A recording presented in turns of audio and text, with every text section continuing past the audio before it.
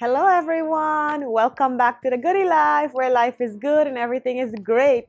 I'm Dr. Goody, and if you're new to my channel, the Goody Life is all about finding motivation, inspiration, and self growth in all different aspects and areas of your life.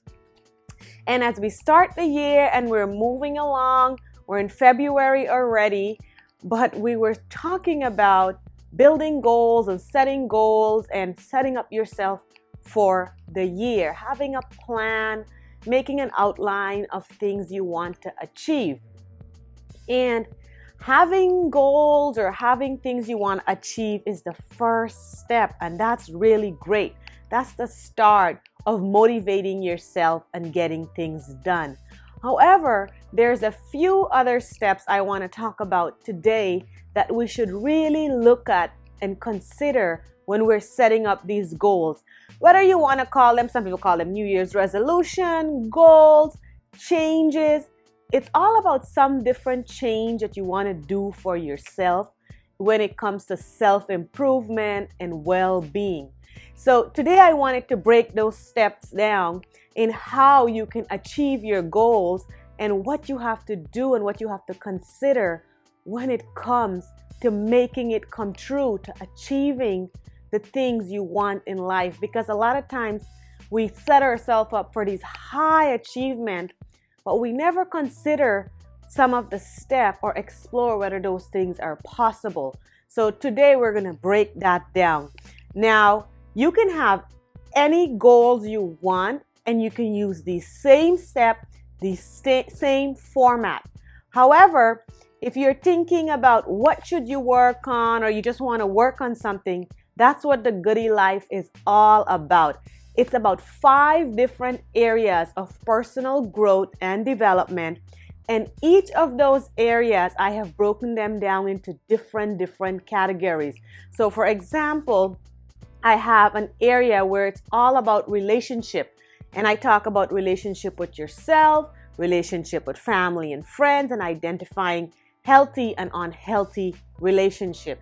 I also have one section where I talk about health and wellness. So there's 5 areas. I'm going to link that video in the description below if you missed it. So you can look at it and you can pick an area if you want. But if you already have your own goals or something that you're already working on for yourself, I think this video is going to be great with some of the tips on how to make sure you accomplish those goals. So let's get right into it. You already know the first part of your goal, which is number 1, deciding the goal that you want to work on. That's the number 1. Knowing what is it that you want to achieve. Now, sometime when we decide a goal, you'll realize when I get to number 3, it's like we move it around a bit, but that's still the first step, is deciding you want to set a goal for yourself. The second one, you already noticed, everyone has said it before. Write your goals down. So some people have multiple goals, some people have one goal, but the most important thing is you need to write it down so you can know what is it that you want to work on. And number 3 that people don't talk a lot about, or I don't hear a lot about, is exploring your goals. Really and truly exploring what you want to do. So, for example, you decided the goal, you wrote it down, but now you have to question and really take into consideration, is this goal feasible? Can you achieve it? Can you accomplish it? Now, you might be thinking, where are we going with this? Are you saying I can't achieve my goal? No, I'm a big believer in you can achieve anything you want for yourself and any kind of positive changes you want to implement in your life. You can achieve it. However, there are certain things in life we have to explore and wonder, how can we make it possible? So today, I'm going to talk about 2 different areas that the Goody Life focus on. But again, you can apply these tips to any goals you have or any personal self-improvement, self-help changes you want to make in your life.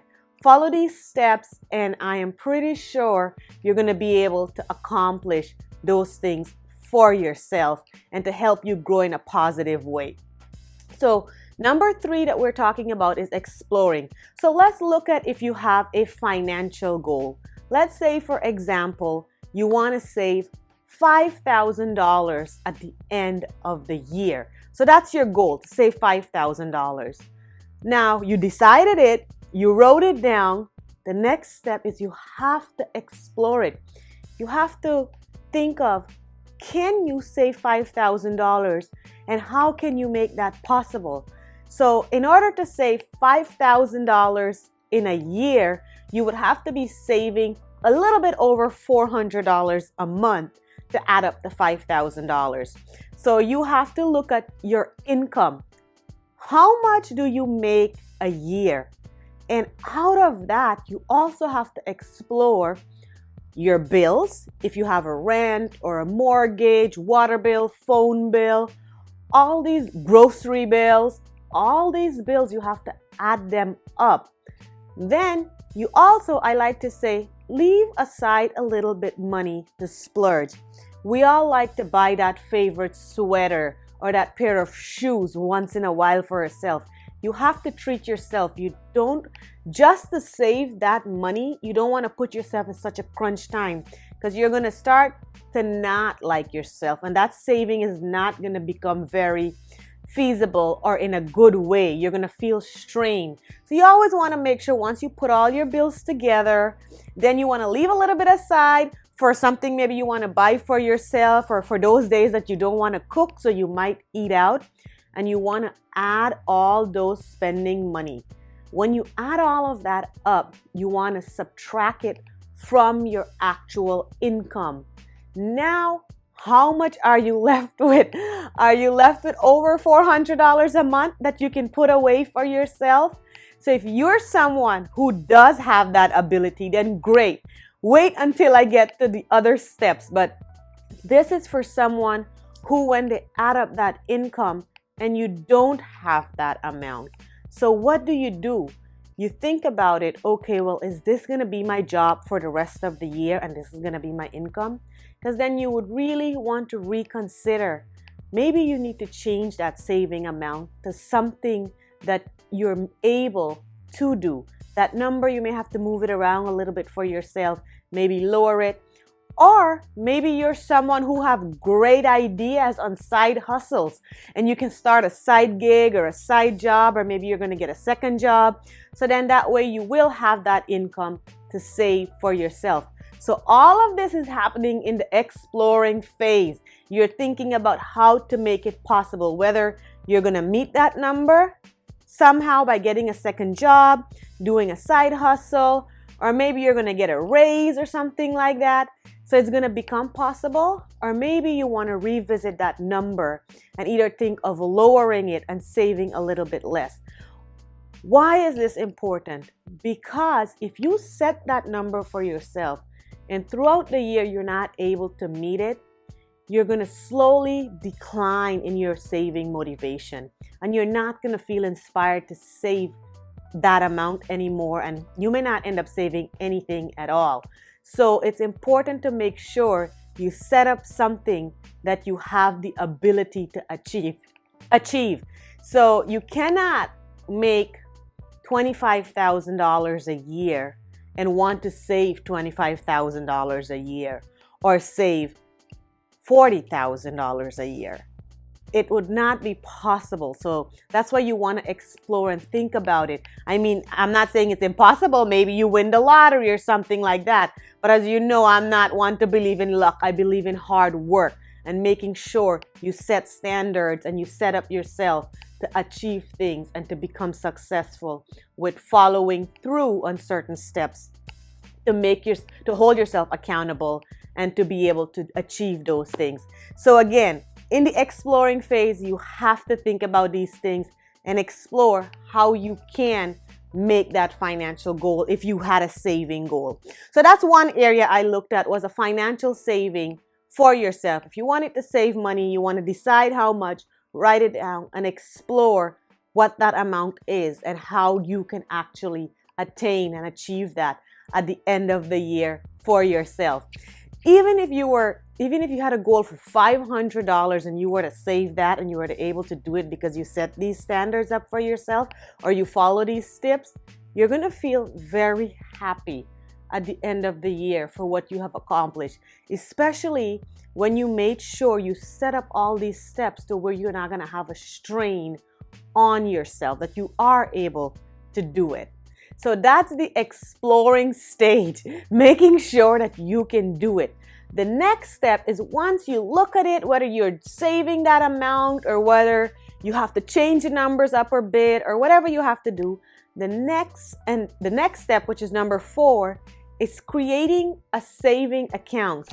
Now, you can have a checking account, but you want to have a complete separate account for yourself where you're either direct depositing that savings in or you're moving it over.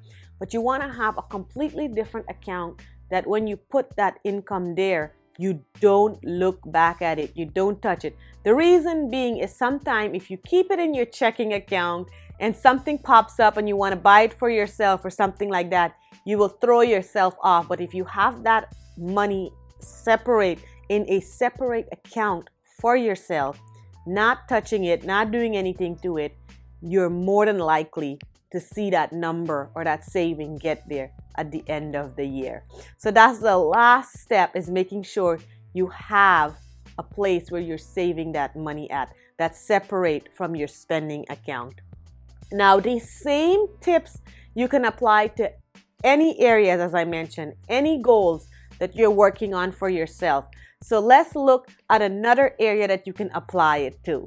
So the next area that I'm thinking of from the Goody Life, which is health and wellness, let's say you want to have a fitness goal for yourself this year. And the fitness goal is to lose 10 pounds at the end of the year.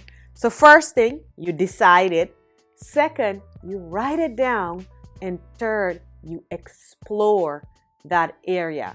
So first thing you have to ask yourself, how can you lose 10 pounds this year? How are you going to manage that for yourself?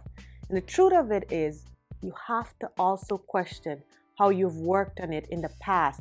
Has this been the same goal for you for many years? Every year you have a goal to lose 10 pounds, but it falls off after half of the year or it never happens? You have to be honest with yourself. If that is the case, then you have to wonder, do you need some professional help? Do you need additional help? So in this phase where you're exploring, you're questioning these things, what prevented you from losing this weight in the past? And how are you going to make sure that that doesn't happen again and that you're able to stay accountable and achieve that goal for yourself this year? So if you're looking at it and you haven't been able to do it, then maybe you might consider, do you need a personal trainer? Do you need to get a gym membership or somewhere where you feel inspired that you are going to work out, you are going to do these health plans or nutrition plan for yourself to where you're able to lose that 10 pounds at the end of the year? So you're questioning these things, and as those things come up, you'll be able to fit it into your life better. Maybe you are someone who, let's say for example, decided, well, it's been this many years and I haven't been able to lose this weight on my own. So you might decide to get a personal trainer, a nutritionist, some additional help to support you in making that change for yourself. Again, all of this happened in the third phase, the exploration phase. So once you have those things for yourself and you set it up, so then number 4 would be putting it into effect, making sure you get a personal trainer or a nutritionist, signing up for those things and staying consistent with your workout plan or your health plan on how to lose that 10 pounds at the end of the year. If you're someone who don't need those additional help, you would have to make sure you set up a consistent plan of what time you're going to exercise or work out or fit in that health plan. For me, or how I have seen personal change happen, is being consistent with a certain time frame. Don't try to just work out any time of the day. Set a specific time, be it if it's in the morning at 8 a.m. or 5 p.m. The reason why is you're going to want to build that habit. So in that phase where you're exploring, let's say you're not using a professional help or additional resources, you're planning to do this on your own. You want to think about what specific time are you planning to put in your fitness? Where are you thinking about how you're going to make this change? Because if you're trying to lose weight, chances are you're thinking, especially if you're thinking along the line of nutrition and working out, exercising, you would want to make sure you fit that into your daily lifestyle. So set a time in the morning or the evening where you're going to work out. Make sure you set up that list that when you go to the grocery store, you're going to be buying nutrition product. You're going to make sure that you set up a healthy breakfast menu, lunch menu, dinner menu, and maybe that's something you're going to plan every week at the beginning of the week. So you know what you're going to eat daily, and you have to make sure you have those fresh fruits and veggies and healthy stuff for yourself. So all of that happens when you are working on the third phase, the exploring phase for yourself. Now, once you have all these details kind of cleared out and know what you're going to do, you start setting them into effect. And that's the fourth step. Basically planning it all out and how you're going to do it. Once you have that all organized and set up, you have to stay consistent with it. So that's why number 3, the exploring phase, is very vital to change. Because if you have an effective plan set out, chances are you will stay consistent. And if you are consistent, you will see that change in your personal development or your personal self-improvement for yourself. So it's really important that number 3 is really looked at. You explored every aspect of it. You put it together for yourself. You set up that plan for yourself. And then number 4, where you're staying consistent, since you have it already, you're probably going to do it daily. And once you're doing it daily, the changes will come. And once the changes are coming, that's building that new healthy habit for yourself. They say it takes 21 days to change or to build a habit. And I completely agree with that. However, I believe in order to make it a lifestyle, you really need to be doing these things 2 months, 3 months or more. The idea is you want that you have done it so long that it just pops up in your head. You just pop up with it. I have to go exercise, or I have to make sure I do these things for myself. When it becomes that way, it takes a few months, to be honest, to have that become a pattern of your life. Once you start doing it automatically, then it's a habit. Then it's a lifestyle. The change has become a part of you. I hope you guys like these tips in working on your goals or looking at how important it is, especially at that third level, the exploration phase, making sure you know how to look at that, how to break it down for yourself, because that's where the consistency and the change will happen after. If you like this video, don't forget to hit the subscribe button below. Also, drop me a comment.